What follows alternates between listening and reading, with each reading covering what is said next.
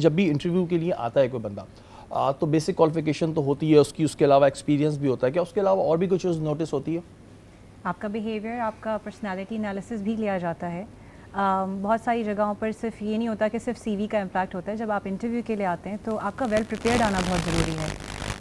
I always advise everybody कि जब आप जा रहे हैं तो जाने से पहले आप कंपनी के बारे में स्टडी कर लें कि कंपनी क्या कर रही है, अपने रोल को थोड़ा समझ लें जाने से पहले, ताकि आपको पता हो उससे रेलिवेंट अगर आपसे सवाल किया जाए तो उस वक्त आप जोन आउट ना हो, ब्लैंक ना हो।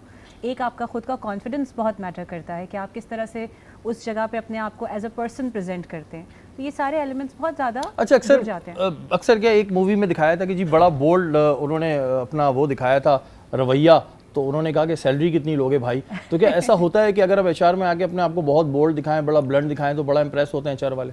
देखिए, स्मार्ट होना बहुत ज़रूरी है, टेक्निकली भी, प्रोफेशनली भी, और बात करते हुए आप किस तरह से आप अपने आप को पिच करते हो, वो चीज़ें मैटर करती हैं।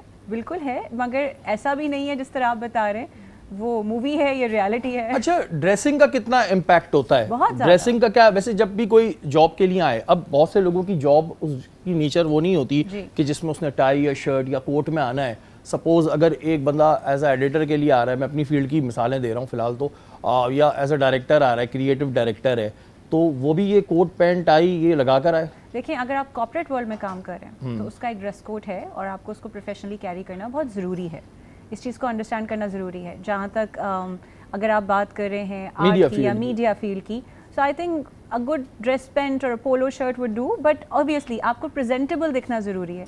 हम बहुत लीनियंट होके और कैजुअली जब अगर आ जाते हैं तो आप अपनी पर्सनैलिटी खुद भी कैसे जस्टिफाई करेंगे, आप खुद को भी कैसे मिरर में देखेंगे।